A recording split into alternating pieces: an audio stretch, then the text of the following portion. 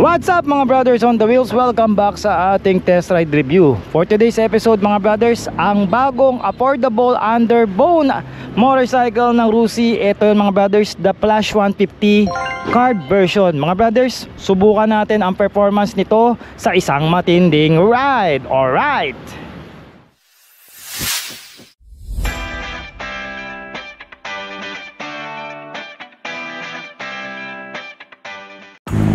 Siyempre mga brothers on the wheels, bago natin patakbuhin at sakyan ang motor na ito, discuss muna natin ang mabilisan ng specs and features niya para sa wala pang idea. Alright, so mga brothers, isa po itong underbone na motor and nakadesign po siya o design po siya ng sporty look na underbone. Makikita nyo naman na matulis at aggressive ang body structure nitong Flash 150 ng Rusi. Tsaka gusto ko tong kulay na to na parang gunpowder gray na nauuso ngayon sa scooter and then ina-adapt na ngayon sa mga underbone. Mahihasang pa yan dito, pasukan ng hangin papunta sa makina. Anyway, punta tayo sa kanyang basic specs. So naka-analog and digital na ito mga brothers. Ito yung kanyang RPM, speed meter niya. Alright, so meron tayo ditong voltmeter. Ito yung tinakbo pa lang mga brothers, so 241 pa lang yan mga brother. Ito yung kanyang fuel meter. And then yung volt indicator niya dito meron din para bantay mo ang iyong baterya. Tapos sa taas meron kang left, neutral indicator, high beam indicator at saka right. So napaka basic. Meron tayo ditong left and right. Tapos pagka tinagalan mo, yan, meron siyang hazard switch ba. Ayos busina, kung malakas ba. Pwede na, low beam, high beam. Ayan. Alam ko yung side mirror pinalitan na ni kuya. Okay, so dito sa harap naka full LED po ang mga ilaw nito. Magmula sa turn signal lights, may daytime running light yan, and also yung kanyang headlight dito na LED na rin. I guess ito yung low beam, ito yung high beam. Front telescopic port ito mga brothers. At meron tayong malaking disc rotor dito na double piston pad caliper ang kanyang preno. Medyo nalilitan ako sa gulong kung ako palalakihin ko to. And by the way, 17 inches nga pala ang wheel mags nito, na mayroong tire size na 70 by 80. Tsaka ano pa to tube type. Dito sa likod mga brothers, upright ang position ng muffler natin na medyo mahaba. Tapos naka disc brake din tayo rito sa likod. At may tire size na 100 by 80 at 17 inches din na tube type. Sabi ko nga, palalakihan ko yung gulong nito para much more racing style ang kanyang datingan. Malinis yung underneath mga brothers dahil ito ay naka monoshock. Ayan, may takip pa nga so hindi basta-basta marurumihan, no? Taillight natin dito mga brothers, maliit lang pero sporty look na LED na rin, and also ang ating turn signal lights na LED na flexible na po yan. Maganda ang fender, malambot at flexible po yan na hindi basta-basta mababali. Wala akong idea sa combination ng sprocket nito at hindi ko makita kung anong nakalagay. 43 feet dito sa likod, siguro mga 14 doon maglalaro or 13. So mga ganun lang yan, no? So mga brothers, punta tayo sa underseat compartment ng motor. Ayan po yan mga brad. Ito na yung papel, no? Nasa around 5 liters po ang tangke nito. At wala na po kayong malalagyan dito. Good to know o good thing, nandito yung kanyang breather ng kanyang air cleaner. So kahit mailubog nyo sa baha, hindi ito basta-basta titirek. Hook ng helmet kung sakaling mag-iiwanan nyo yung helmet nyo dito sa mismong motor. Ayan, close na natin. Alright, and then mga brothers, pasok tayo sa makina. Meron nga itong 149cc na push rod ang makina nya, no? So ito is single cylinder, dalawa yung kanyang valves, and also air cooled pa ito dahil hindi naman po ganun kataas ang compression ratio nya, meaning hindi ganun kasobrang init ang makina. Pero ang kanyang pattern sa cambio is 1 down 4 up, so yung neutral nya is nasa gitna. Okay, so meron itong dulo mga brothers na 10.7 Newton meter of torque pagdating sa kanyang dulo, and also kayang marangkada ng 11.8 Newton meter of torque. So pwede na rin para sa isang affordable underbone na motor. So tara mga brothers, sound check na natin, and also sakyan na natin to.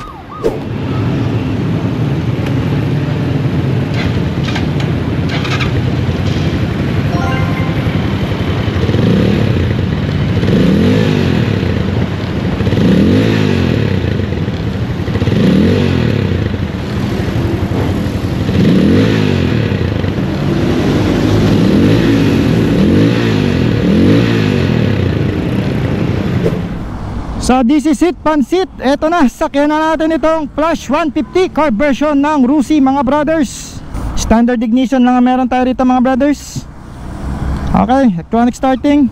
By the way, ito pong underbone na to is a manual transmission po. Sabi ko nga, ang pattern ng kanyang cambio is 1 down, 4 up, o yung tinatawag natin international pattern. Okay, so tara, first impression ride tayo rito mga brad. Alit na nga side mirror. Oops, okay na to. Oh, lambot cambio So gamayin muna natin. So syempre as usual, dadaan tayo rito sa sigsag ng Olongapo para mag-conduct dito sa first impression ride para dito sa Flash 150.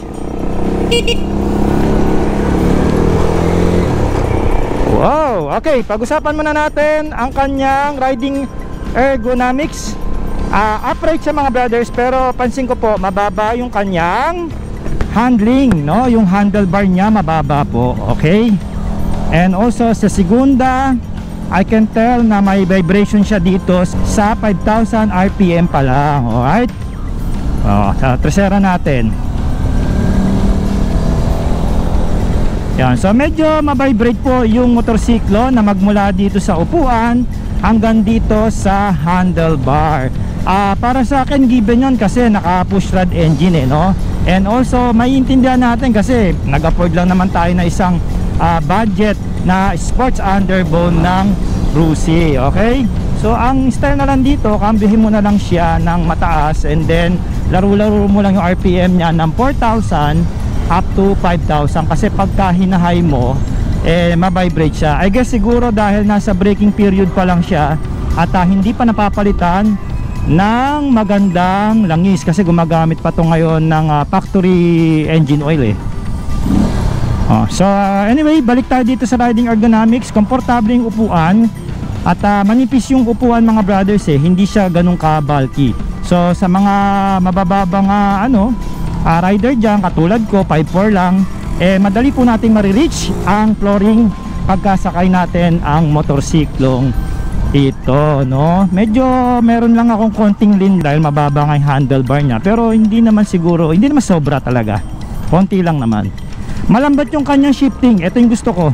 Natimpla na may-ari ng maayos yung kanyang clutch cable, so madaling mahanap yung neutral.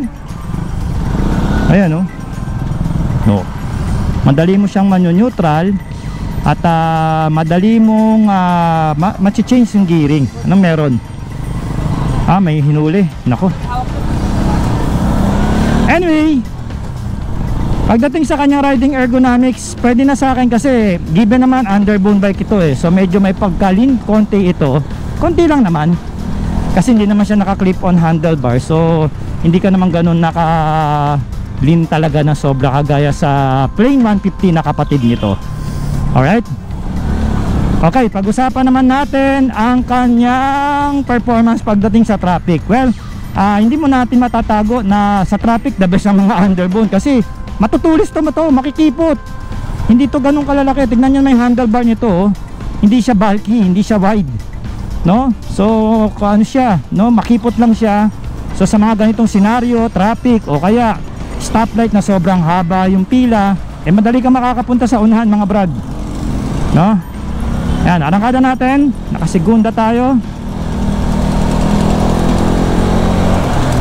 I guess para mag-less yung vibration nito mga brothers, palit ako siguro rito ng engine sprocket, no? Para mag-lessen lang naman. Hindi naman talaga mawawala yung vibration, andyan na yan pero magle-lessen lang siya. Mababawasan siguro mga 30% to 40%, no? Ayan, ang ganda ng arangkada niya. Swabe lang para sa isang carb version na underbone. Pero ito, pagka nangumorbada siya, sobrang gaang. Ito na, traffic na. Rush hour na kasi. Pupunta ako sa Rusi hapon, mainit kasi. At arangkada meron kahit papano, no? May konting lakas siya. Hindi natin matatago doon kasi 150 naman yung makina nito. And also push rod pa siya. So matorky ito mga brad. For the power na 11.8 Nm of torque na arangkada, pwede na. Kaya natin sumingit. Huwag, hindi man tayo lagpas sa kabila kasi may patay, may inililibing. Okay, response ng preno malakas lalo rito sa unahan. So bibigyan nyo lang siya ng konti. Wala akong makita side mirror ko. Ano ba naman yung pinalit ni ko side mirror dito? Sobrang lapit, parang substandard. May nililibing. Dito kasi yung sementeryo namin mga brothers, bundok eh. Ayun oh. Dito sa lugar na Olongapo. Anyway, balik tayo sa ano. Ayan, meron siyang arangkada mga brad. Karamdaman ko may power yung 150 na to, makina nito. Yun lang, mabibrate siya pag ina-high rev mo. Pero ganun pa man, napaka-agile niya oh. Pagka ng urbado oh, nakaramdam mo yung power niya sa pagiging 150 niya. No idea lang ako sa dulo nito kasi walang straight line dito, puro zigzag dito sa amin. So hindi natin to mata-top speed, and also hindi pa nga ito break-in. Dapat to maka 3,500 dito bago mo ma-top speed, dun mo masasabi talaga na kaya niyang dumulo. Pero arangkada, yes, nasa braking period pa to, pero ganda na ng performance ng arangkada niya. Napipil ko na gumagamit ako ng isang 150 na underbone. Lambot na suspension ito, lalo rito sa likod, nag-enjoy ako. Ganda maglaro, kahit may katigasan yung upuan niya, pero swabe naman yung suspension system nito. So hindi naman din ganun kasakit sa Wepax. Sakto lang. Ganda yung preno nito, so kahit nakabuntot kayo dito mga brothers, maasahan nyo yung preno nito. Wag naman sobrang buntot yung mga ganito, distansya ng mga magdadalawang sasakyan, delikado naman din eh. Kaganda ng response ng preno, I like this. Ganda kasi na setup ng disc rotor sa unahan eh. Ito yung nakikita ko na ina-upgrade sa ibang mga underbone, nilalakyan nila yung disc rotor. Sabihin nyo nga mga brothers, tulungan nyo ako. Pag malaki ba disc rotor, mas maganda performance ng preno, di ba? Kung babasyan natin yung P6, di ba? Kahit ako yun ang ang findings ko eh. Pag malaki yung disc rotor, maganda mamreno. Pero kung mali ako, correct nyo ako dyan mga brothers para may matutunan tayo sa pagiging technical, di ba? Tsaka ito mga brothers, maglalaro ang fuel economy nito, fuel consumption nito ng around siguro ng mga 40 to 45. Ay mabibrate siya sa 6,000 no? Andun yung pero nandun yung power niya 5 to 6,000, ramdam mo yung power ng motor. Pero siyempre may vibrate na siya sa upuan and also dito sa handlebar. Kasi push rod engine nito mga brad eh. Pero ngunit ganun pa man ganda ng performance ito, lalo na acceleration. Kapanek. Kaya pwede. Wow. Kaya ito pala, kaka-enjoy din magmaneho ng mga ganitong klaseng motor mga brad, kasi ang ang light niya. So pagka mga city to city ang rito, ang labanan, hindi ka pahirapan ito. Yun, prenong ganda namreno ako mga brother, sabay responsive. Pero mamaya check din natin dun sa Barreto. Doon pa rin tayo ulit sa Columban, may straight line doon na private property na daan kasi sa eskwelahan yan exclusive. Pero pwede naman tayo doon, mache-check natin yung preno. For a while yung cornering nito, gustong gusto ko, magaan to, not bad. Ilan lang ba ang nito? Alam ko nasa 100 plus lang ang kilogram nito mga brothers, kaya naman para ka lang nakabisikleta rito. Lalo ako, sanay ako sa mabigat na motor. Nung sinakyan ko nito, grabe, ang gaan na, ang kipot pa, kumbaga parang diba? Yun naman maganda pagkasanay ka sa mga bibigat na motor. Pag sumakay ka sa ganitong motor, wala na sa'yo. Parang mangyayari, bisikleta na lang So acceleration, present sa kanya. Cornering, good sa performance, no? Ang kanyang riding ergonomics, medyo lean ng konti para sa akin dahil maiksi lang yung reach ko, na 20 inches lang ang braso ko mga brad. So nakalin lang ako, pero konting-konti lang naman. No, hindi naman na talagang lean na lean siya kasi mababa konti yung handlebar niya, which is good para sa akin dahil nga isang sports underbone ang body design o datingan nitong motor na to. So pero syempre dapat medyo nakalin ka ng forward, di ba? Pwede na yung busina eh. Habol tayo. Alright. Lakas pwede saka gusto ko yung tulog ng muffler, merong konting angas, hindi siya ganun katahimik. Pero kung gusto mo, upgrade mo yung nito, yung exhaust nito, palitan mo na aftermarket, mas aangas. Preno tayo. Pwede. Tsaka malakas yung engine brake niya, binitaw ko yung clutch bigla ko hinatak na engine brake, pwede right. Bago lang ako dito pa rin busina.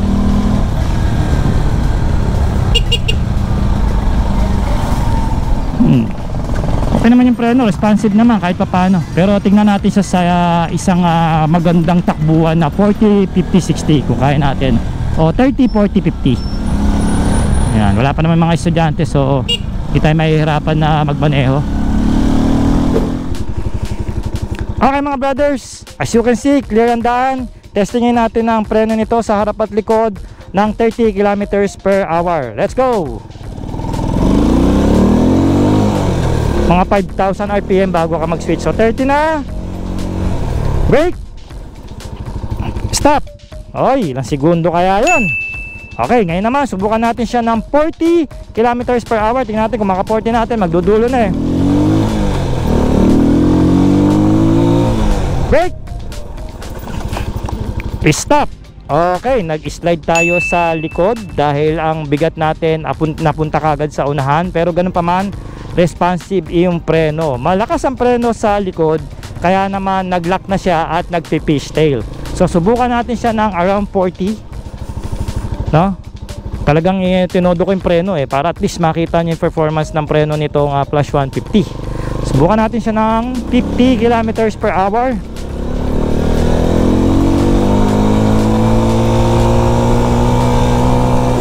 Brake. Stop. Ayun, titimplahin nyo lang ng konting preno. Huwag nyo kagad, pag namreno kayo, huwag nyo kagad siyang idiin. Idiin nyo siya ng pakonti-konti para hindi mag-skid yung likod. Oh, alam ko na. Okay, ganda. So anyway, summary ng kanyang braking performance. Sabi ko nga ganun, pag pinreno nyo, huwag nyo kagad ibibigay ng pigang-piga kasi nga mag-slide yung likod. May tamang baon lang, no? Siguro mapipisil nyo lang talaga yung preno nito pagka biglaan na lang talaga, no choice na, diba? Pero ganon ang behavior or yung performance ng preno nitong Flash 150. Ngunit ganon pa man, hindi na masama para sa isang budget friendly na underbone bikes ng Rusi. Alright? Okay mga brothers, balik tayo ngayon sa ating review dito sa Zigzag ng Olongapo. Pero ngayon mga brothers, inangkas ko tong ate ko na merong bigat na 48 kg. Kinausap ko muna yung ate ko bago kami pumasok dito sa highway kung ano yung feeling niya pag nakaangkas dito sa Flash 150. At syempre, para may idea na rin kayo sa performance nito kung sakaling meron kayong angkas, especially mga girlfriend o misis nyo. Sabi ng ate ko, mababa lang daw yung angkasan sa likod, so madali lang daw niya o madali lang siyang makaangkas. At ang height ng ate ko is around 5 lang or 5'1", 5'2", ganon. Yun, mababa daw, madaling makaangkas, madaling tumapak sa pinaka footrest ng angkas. Ayan, grab bar daw, madali niyang maabot. At ang pinaka unang downside na naramdaman niya is matigas yung upuan, na which is sabi ko nga kanina. Pero pagdating sa suspension daw, swabe naman daw sa likod maglaro. Ayan, so para may idea na kayo mga brothers. Anyway, subukan natin ang performance nitong Flash 150 ng Rusi pag may angkas na, lalo na rito sa kurbada. Okay, may nararamdaman akong konting bigat, which is normally dahil meron tayong bigat sa likod na almost 48 to 50 kg. Alright, pero ganun pa man, yung pagiging lightweighted na motor, hindi naman nabago yon. So madali pa rin naman ako nakakapagliko, especially sa mga ganitong senaryo ng kurbada. Kaya napansin ko din na medyo nabawasan ng konti yung power ng motor dahil may bigat na tayo sa likod. Hindi katulad kanina na maliksi siya manakbo. I guess sprocket combination palit ako para syempre kahit papano maging mas balance pa at mag less yung vibration ng makina kung dadagdagan natin siya ng ipin pagdating sa sprocket. Medyo na nga marami na sasakyan mga brad kasi rush hour na. Anyway, so balik tayo. Arangkada medyo nabawasan din ng konti, napansin ko, dahil may angkas na tayo dito. Hindi katulad kanina na maliksi siya manakbo, hanggang niya. Ayan, pero ngayon may bigat na tayo. Ang gusto ko lang naman dito, pag namreno tayo dahil may bigat na tayo sa likod, siguradong kakapit na ng maayos yung preno natin sa mga sudden brakes kasi meron na tayong load dito sa rear. Subukan pa natin. Meron ditong straightway, arangkada natin siya. May lakas pa rin naman nararamdaman ko. Tapos mas naglaro lalo yung suspension dito sa likurang bahagi. Kung kanina napakaswabe niya na, lalo ngayon. Alright, may lakas pa rin, nararamdaman ko pa rin yung kanyang acceleration. Yun. Anyway, for the for the reference na may angkas tayo mga brad, sigurado may enjoy nyo pa rin yung motor, especially kung sa long ride. Pero sabi ng ate ko, hindi daw siya komportable rito kung ilo long ride niya, madali daw siyang mapapagod. Siguro kung hindi ka sanay, marami lang stopover, pero once na nakasanay na yung katawan mo, no, yung mga muscle mo, yung mga reflex mo pagka minamaneho mo tong motor na to, sigurado tatagal ka naman. Okay, so mga brad, for bike recommendation so ito mang motor na ito, kung naghahanap kayo ng budget, affordable, friendly user na sports underbone, ito po yung Flash 150, no? Siyempre hindi naman lahat nakaka-afford ng mga Japanese brand dahil alam naman natin may kamahalan yan. At yung iba naghahanap lang naman ng tawag dito, pang service nila na pang point A to point B, pang sundot hatid, no, pamalengke, pamasok sa trabaho, na gusto nila yung may forma naman kahit paano yung motorsiklo nila. Anyway, ang mga hindi ko nagustuhan dito sa motor, yung downside niya, eto sabi ko mabigat yung upuan. Ayan, at meron siyang vibration, alive po yan pagdating dito sa upuan and also dito sa handlebar. Pero sabi ko nga lagi, wala namang perpektong motorsiklo. Halos lahat o lahat naman talaga is merong mga downside yan. Pero ang nagustuhan ko naman dito sa motor na ito, ang kanyang features and also performance. Sa features, naka all LED, speed meter, pasado sa akin, mono shock ang likod, disc brake, harap at likod dyan mga brothers, maganda ang performance ng disc brake nya. Downside pala, hindi ko nadagdag yung gulong, medyo maliit. Kung ako lang, lalakihan ko ng mas malapad na gulong, papalitan natin para mas safe, lalo na pagka kumukurbada ito. Pero above all, marami ako nagugustuhan kaysa dito sa ayaw sa kanya, no? So performance, magandang arangkada, cornering, lightweighted siya, no? Gulong medyo may kadulasan pagka dinadaan natin sa sa basang kalye, katulad kanina naramdaman ko siya. Then I guess ito yung una kong papalitan dito kaysa magpalit ako ng open pipe na muffler, yung gulong, kasi syempre nandyan nakasalalay ang buhay natin sa gulong ng motorsiklo, o isa po yan, no? So anyway mga brothers, sa presyo nalimutan ko, around nasa 50 yata ito, pero pakita natin dyan yung kabuuang presyo, yung cash nya, down payment, and also yung 3 years nya kung sakaling kukunin nyo ito non-term. So mga brothers, maraming salamat po sa pagsama nyo dito sa ating test ride review. Magkita-kita po tayo for the next one.